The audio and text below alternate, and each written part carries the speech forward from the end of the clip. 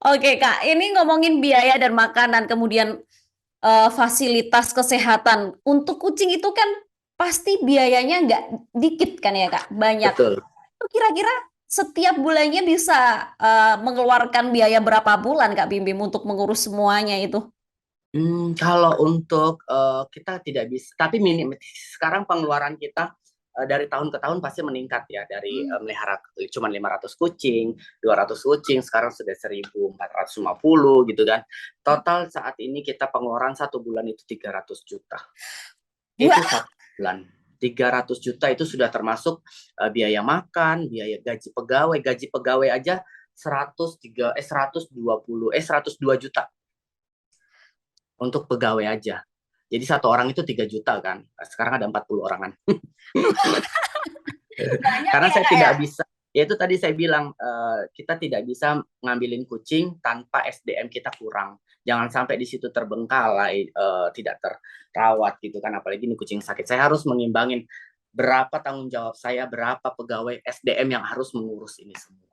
Kayak gitu. Terus untuk kebutuhan klinik, tadi saya bilang klinik ini adalah mitra kita, rekanan kita yang paling besar biayanya. Tapi ada kerjasama yang memang kita lakukan yang membuat saya bisa terus menolong. Jadi saya tidak pernah menolak kalau setiap hari kucing datang kita bawa ke klinik, kita datang bawa ke klinik. Bahkan di shelter pun sudah kita bangun klinik dari rekanan kita sendiri nih. Oke, biayanya cukup fantastis ya, Sangat bikin besar. ini Dulu tercengang. dah, dulu cuma 50 juta, 20 juta, sekarang kan makin besar. Biaya pembangunan bahkan sudah tembus banyak, besar banget sebenarnya. Tapi itu Oke, tadi saya bilang kalau kita mau berusaha, kita tidak malas, kita mau berusaha, mau bekerja, apa yang kita bisa fasilitasi, apa yang kita tadi dapat, itu yang membuat rezeki kita lancar. Yang penting amanah, jujur. Kalau dibilang baik, saya nggak baik ya, karena pasti ada sisi buruknya. Tapi kalau insya Allah, kalau amanah, kepercayaan teman-teman, saya akan lakukan itu. oke. Itu tadi segelintir cerita soal biaya yang begitu besar untuk mengurus kucing-kucing ribuan kucing-kucingnya Kak Bim Bim. Nah, Betul. fasilitas yang udah disediakan Kak Bim Bim selain kesehatan tadi apa aja Kak? Kira-kira? Dalam artian fasilitas kita kesehatan ya. Kan rumah singgah itu harus yang pertama adalah tempatnya ya, layak atau tidak. Mm-mm. Tempat ini yang saya selalu benahi, renovasi sehingga kucing-kucing ini merasa layak atau tempatnya baik, kemudian kesehatan mereka, kemudian makanan mereka, kebutuhan mereka. Satu hari kita membutuhkan 60 kilo makanan kering, 30 kilo kepala ayam. 30 kilo kepala. Betul, satu hari. Terus makanan karung itu 3 karung besar, itu sekitar 60 kilo. Saat ini ya, karena kan jumlahnya memang besar.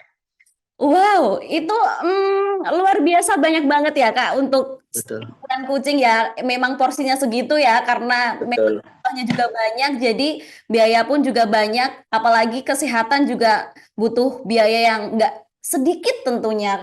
Apalagi betul. nanti ngurusin kucing-kucing yang mungkin maaf ada kecelakaan kayak kayak gitu kan biayanya juga lebih gede ya Kak ya.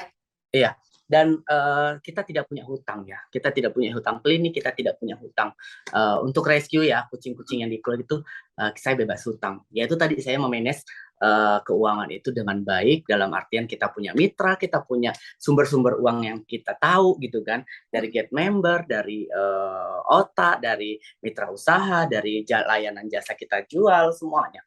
Saya tidak punya hutang. Makanya saya bisa terus menolong kayak gitu. Kalau punya hutang saya pasti stop. Oke, Itu nih yang Tribuners yang nonton malam hari ini mungkin bisa ditiru nih ya dengan kebaikan Kak Bibim. Membantu itu nggak cuma sesama manusia aja, tapi betul, sesama hewan, makhluk hidup juga bisa menghasilkan hal baik kembali ke kita ya Kak ya.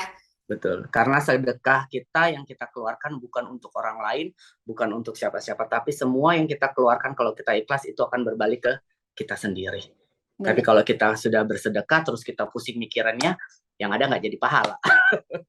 Cuman Iya, kita harus hati-hati karena di sini banyak sekali modus penipuan, modus yang hanya mencari simpati, keuangan kayak gitu. Kita juga harus tetap teliti sih. Yang pertama kalau tempat tidak jelas, orang juga juga nggak jelas, hanya posting sosial media kucing ini sebaiknya dihindari, karena jangan sampai kita menjadikan salah satu peluang itu peluang orang berbuat jahat ya. Oh iya ya, sekarang cari uang gampang, tinggal posting kucing sakit selesai. Kita nggak kenal, kita nggak tahu. Itu akan jadi celah buat orang-orang melakukan hal-hal seperti itu. Karena saya berbicara seperti ini, saya sendiri sudah mengalami orang-orang yang seperti itu, sudah saya cut, saya tahu. Dan itu tidak baik. Yang terjadi kemarin terakhir di Palembang ya, yang penipuan kucingnya sampai mati berminggu-minggu, itu kan masuk berita juga tuh. Iya. Ya, itu juga termasuk penipuan. Itu tadi saya bilang, kita harus jeli ketika menolong, kita harus pintar menjadi kemana uang kita serahkan kayak gitu. Harus Jadi jelas jangan sampai ya. nanti ujung-ujungnya adalah kucing yang jadi korban. Kita udah niatnya baik, kucing lagi yang jadi korban gitu kan. Pasti ke situ.